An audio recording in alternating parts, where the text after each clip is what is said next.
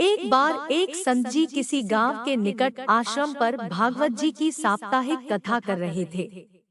तीसरे दिन के वृतांत में वह कथा करते हुए बताने लगे, अनेक प्रकार के लोग जो पाप कर्म करते हैं, उन्हें अनेक प्रकार के नरकों में जाना पड़ता है, लेकिन एक उपाय है जिसके द्वारा नरकों में जाने से बचा जा सकता है। कोई एक बार सच्चे हृदय से राधा नाम पुकार ले तो वह नरकों में नहीं जाता है। एक सेठ जी जो रोज आकर सत्संग सुना करते थे, सत्संग समाप्ति के पश्चात वह संत जी के चरणों में आकर बड़े जोर से रोने लगे। संत जी ने कहा, अरे सेठ जी, क्यों रोते हो? तुम्हारा मन उदास क्यों है? सेठ जी रोते हुए कहने लगे, भगवान, आपकी कृपा से मुझे सब कुछ प्राप्त है, पर मेरे मन को एक बड़ी चिंता सताती है। संत जी कहने लगे, कहिए कौन सी चिंता है? सेठ जी कहने लगे, आज आपने भागवत कथा में नरकों का वर्णन किया और वर्णन करते हुए बताया कि जीवों को अनेक पापों से नरकों की प्राप्ति होती है, लेकिन एक उपाय है जिसके द्वारा नरकों में जाने से बचा जा सकता है। तो प्रभु, मैं तो आपकी शरण में हूँ, रोज सत्संग सुनने आता हूँ। मेरे मन में तो यह विश्वास है, आप संतों की कृपा से, भागवत की कृपा से मेरा उद्धार तो हो ही जाएगा। लेकिन मेरा एक छोटा भाई है जिसकी उम्र 50 साल है। वह ना सत्संग में जाता है, ना परमात्मा पर विश्वास करता है और ना ही प्रभु का नाम सुमिरन करता है। उसका उद्धार किस प्रकार होगा? मुझे उसकी बड़ी चिंता सताती है। मैं उसे बहुत बार समझाने का प्रयास भी करता हूँ। इस संसार के काम तो होते रहेंगे, तुम भगवान के नाम का स्मरण भी किया करो। तब वह कहता है, ऐसा करने से कुछ नहीं होता है, तुम भी मत किया करो। मैं जितना आस्तिक हूँ, प्रभु के प्रति जितनी मेरी आस्था है, वह उतना ही कट्टर और अनीश्वरवादी है। तब संत जी ने कहा, क्यों चिंता करते हो, एक दिन उसका भी उद्धार हो ही जाएगा। सेठ जी रोते हुए कहने लगे, हैं भगवान, उसका उद्धार कब होगा? आप जैसे महापुरुषों हमारे गांव में आए हैं, मुझे तो आप पर ही यकीन है, आप ही उसका उद्धार करके जाएंगे। अब आप कैसे भी कृपा कर मेरे घर आइए और एक बार तो उसके मुख से श्री राधा नाम का उच्चारण कराइए। तब सेठ जी की विनय सुन संत जी कहने लगे, कल सत्संग समाप्ति के पश्चात मैं आपके घर आऊंगा और उसे परमात्मा का सुमिरन अवश्य कराऊंगा। दूसरा दिन हुआ, सेठ जी अपने घर गए। संत जी के आने का इंतजार करने लगे। आश्रम पर कथा की समाप्ति हुई। अब संत जी अपने वचन के अनुसार सेठ जी के घर पहुँचे। जैसे ही घर पहुँचे, सेठ जी ने बड़े श्रद्धा भाव से संतों का स्वागत किया। उन्होंने अपने भाई को बुलाकर कहा, संत जी आज हमारे घर पधारे हैं, उनका दर्शन कर लो। वह अंदर से बैठे बैठे कहने लगा, मुझे ना किसी संत से मिलना है और ना ही भगवान से मिलने की इच्छा है। तुम ही उनकी सेवा करो और तुम ही उनका पेट भरो। संत जी ने जब यह वचन सुने, सेठ जी रोते हुए कहने लगे, भगवान जी, देखा आपने, आपके सामने ही आपका अपमान कर रहा है। संत जी कहने लगे, सेठ जी ख्याल ना कीजिए, सब कुछ अच्छा होगा। अब सेठ को दिलासा देते हुए संत जी पलंग से उतरे और उसके भाई के कक्ष में आ गए और उसके कंधों पर हाथ रख कर कहने लगे, और बताओ आज तक कितना कमाया? वह संत जी को इस प्रकार अपने नजदीक देख कर कहने लगा, अपना हाथ मेरे कंधों से हटाओ, मैं ना संतों को मानता हूँ ना भगवान को मानता हूँ। लोग जितने आस्तिक होते हैं, मैं उतना ही कट्टर नास्तिक हूँ। मैं भगवान को नहीं मानने वाला हूँ। आप मेरे नजदीक क्यों आए हैं? संत जी कहने लगे, मैं तो अपना काम करने आया हूँ। संतों का काम होता है लोगों का उद्धार करना। आज तुम्हारे उद्धार का कार्य मिला है तो अवश्य करके ही जाऊंगा। वह सेठ का भाई भी बड़ा कट्टर था। वह कहने लगा, आपको किसी का भी उद्धार करना है कर लीजिए, पर मेरा उद्धार आप नहीं कर सकते। मैं कुछ भी नहीं करने वाला हूँ। सेठ के भाई को देखकर संत जी मुस्कुराकर कहने लगे, एक बार राधे राधे बोल दो। वह सेठ जी का भाई कहने लगा, मैं कुछ नहीं बोलूंगा। संत जी ने फिर कहा, राधे राधे बोल दो। वह कहने लगा, नहीं कहूंगा। फिर संत जी ने कहा, राधे राधे बोलो। वह कहने लगा, मैंने कहा ना, मैं नहीं बोलूंगा। तब संत जी पुनः सेठ जी के पास आए और कहने लगे, अब आपने मेरे ऊपर यह जिम्मा सौंपा है, अब मैं जैसा करूंगा बीच में नहीं आना। आप सारे परिवार वाले बाहर जाकर बैठ जाओ, जब तक मैं आपको बुलाऊं नहीं, एक भी परिवार वाला इस कक्ष में ना आए। अब इस प्रकार सेठ जी अपने परिवार सहित बाहर आकर बैठ गए। अब कक्ष में सिर्फ संत जी और सेठ जी का भाई था। संत जी ने पुनः प्रेम से कहा, अरे भैया, एक बार राधे राधे बोल दो। वह कहने लगा, मैंने आपसे मना किया ना, मैं नहीं कहता हूँ। ना भगवान को मानता हूँ, ना भगवान की बातें मानता हूँ, मैं कट्टर नास्तिक हूँ। संत जी पुनः उसे प्रेम से हंसते हुए कहने लगे, जितने तुम कट्टर नास्तिक हो, मैं उतना ही आस्तिक हूँ। मैंने अगर निश्चय कर लिया है, तुम्हारे मुंह से राधा नाम सुनकर ही जाऊंगा, और पक्का समझ लेना कि तुम्हारे मुख से राधा का नाम निकलेगा ही। वह कहने लगा, आप कितना भी प्रयास कर लो, मैं एक बार भी नाम नहीं लेने वाला हूँ। अब संत महापुरुष होते तो बड़े दयालु हैं, पर लीला मात्र उन्होंने क्या किया। उस सेठ के भाई का हाथ पकड़ा और हाथ पकड़कर जोर से घुमाने लगे। अब वह सेठ ठहरा 50 साल का, वृद्ध अवस्था थी, संत भी वृद्ध थे, पर संतों के अंदर भक्ति का तेज होता है। उन्होंने जोर से उसके भाई का हाथ घुमाया। हाथ घुमाकर संत जी फिर कहने लगे, कहो राधे राधे। वह कहने लगा, नहीं कहूंगा। अब तो संत जी ने जोर से हाथ घुमाकर सेठ के भाई को जमीन पर पटक दिया और खुद उसके पेट पर चढ़कर बैठ गए, और संत जी फिर कहने लगे, बोलो राधे राधे। वह फिर कहने लगा, नहीं कहूंगा। अब तो संत जी ने उसके दोनों हाथ पकड़ उसके पैरों को बांध दिया और कहने लगे, कहो राधे राधे। अब ऐसी अवस्था में वह सोचने लगा, लगता है यह संत तो मुझे मार ही देंगे। तब उसने बिना इच्छा के एक बार ऐसे ही कह दिया, राधे राधे।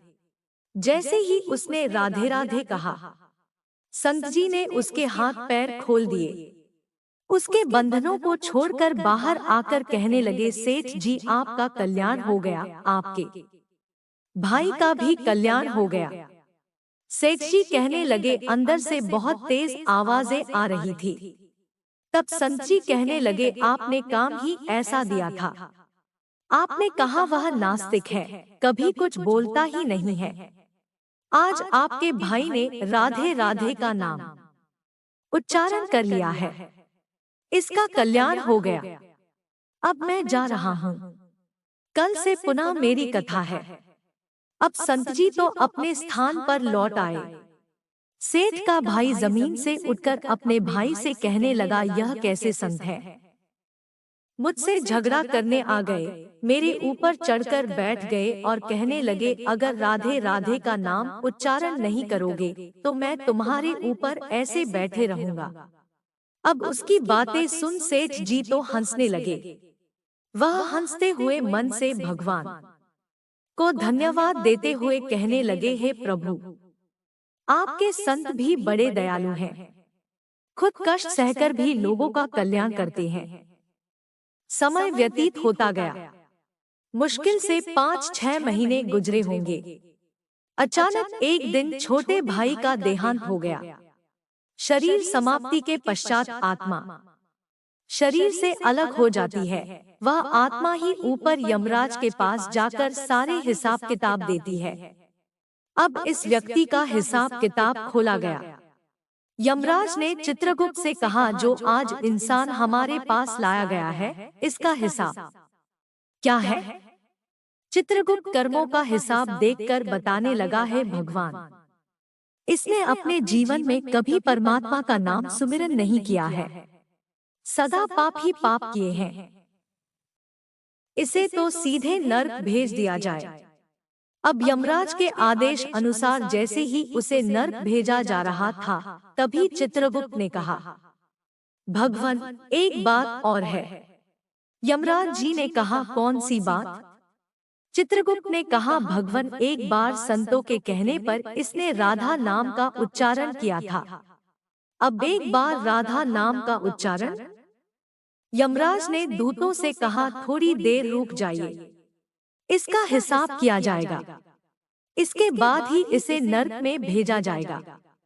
यमराज ने पुनः चित्रगुप्त से कहा, जल्दी से इसका हिसाब देखो और कहीं इसने परमात्मा का नाम उच्चारण तो नहीं किया है। चित्रगुप्त ने फिर से पुनः सारा हिसाब देखा और देखकर कहने लगे, भगवान, इसने एक बार जो नाम उच्चारण किया है वह संतों के भय से किया था, दिल से भी नहीं किया था, पर एक बार राधा नाम का उच्चारण किया है। अब यमराज जी विचार करने लगे कि अब एक बार राधा नाम का उच्चारण और सारा जीवन पाप में, अब क्या किया जाए? तब यमराज ने उसी इंसान से पूछा, एक बात बताओ, हम तुम्हें पहले राधा नाम उच्चारण का फल दे या तुम्हें नरकों में भेज दिया जाए? तब वह भक्त हाथ जोड़कर कहने लगा, भगवान, नरक में तो जाना ही है, इससे अच्छा है आप मुझे एक बार राधा नाम उच्चारण का फल दे दो, फिर मुझे जहाँ चाहो भेज देना। अभी यमराज जी अपनी पुस्तक खोलकर देखने लगे कि एक बार राधा नाम उच्चारण का फल क्या है। उन्होंने सारी पुस्तकें खोल दी पर उन्हें कहीं फल दिखाई नहीं दिया।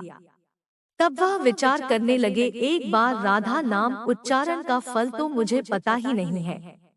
तब वह अपनी शंका के निवारण करने के लिए उस भक्त को अपने साथ लेकर स्वर्ग लोक में आ गए। स्वर्ग में आकर यमराज ने इंद्रदेव से कहा, है इंद्रदेव, मुझे बताइए एक बार राधा नाम उच्चारण करने का क्या फल है? तब इंद्रदेव ने बहुत प्रयास किया पर उन्हें भी इसका फल पता नहीं चला। तब वह सब देवता मिलकर ब्रह्मदेव के पास आए।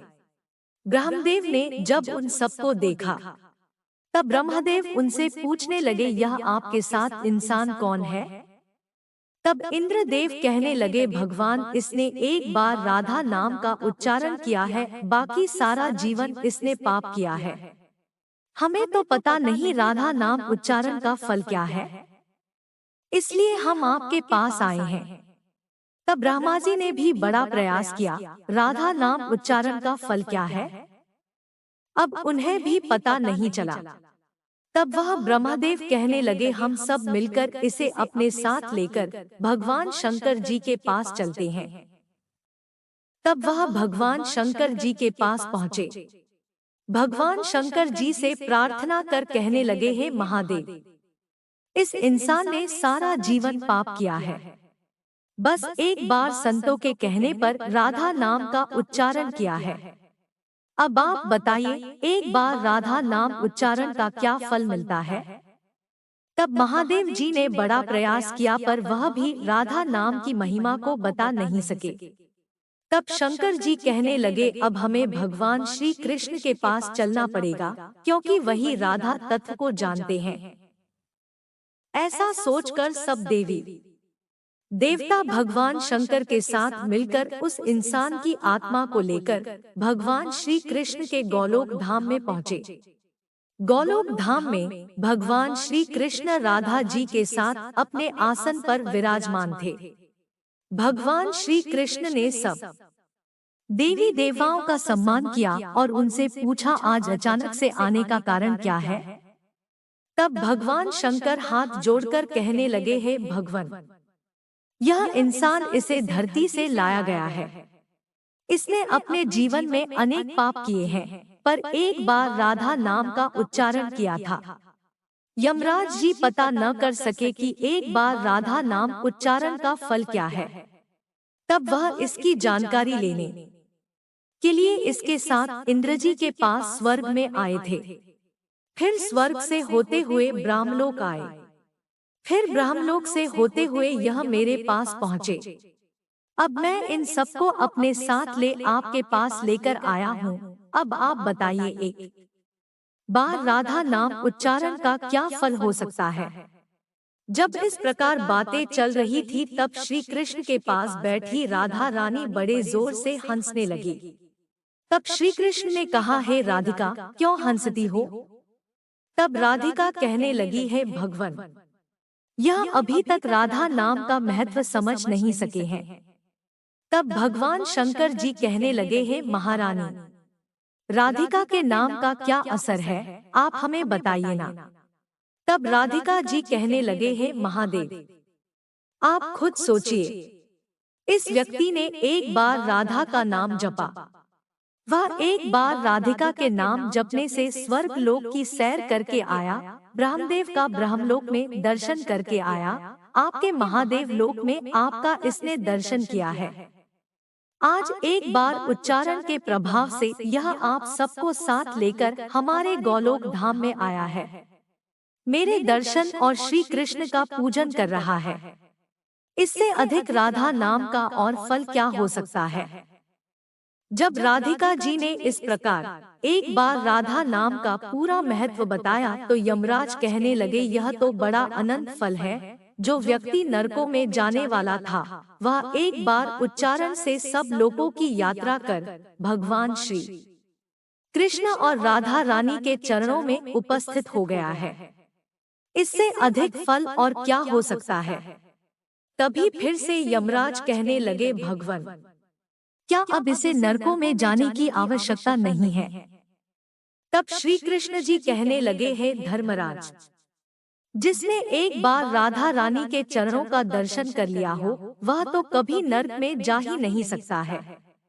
तब वह भक्त जो वहां पर राधा रानी के दर्शन कर रहा था वह कहने लगा, है महारानी, मैंने तो संतों के भय में आकर आपका राधा नाम उच्चारण किया था, पर जो सच्चे हृदय से आपके नाम का उच्चारण करते हैं उन्हें तो जीवन में कोई भय होगा ही नहीं। वह तो नरकों की यात्रा में कभी निकलेंगे ही नहीं, वह तो सीधा आपके चरणों में ही समा जाएंगे। तो इतना महत्व है एक बार राधा नाम के उच्चारण का। तो सच्चे हृदय से जो एक बार इस प्रकार कह दे, राधे राधे, शामिला दे, तो राधा नाम का उच्चारण करते ही परमात्मा का साक्षात दर्शन हो जाता है।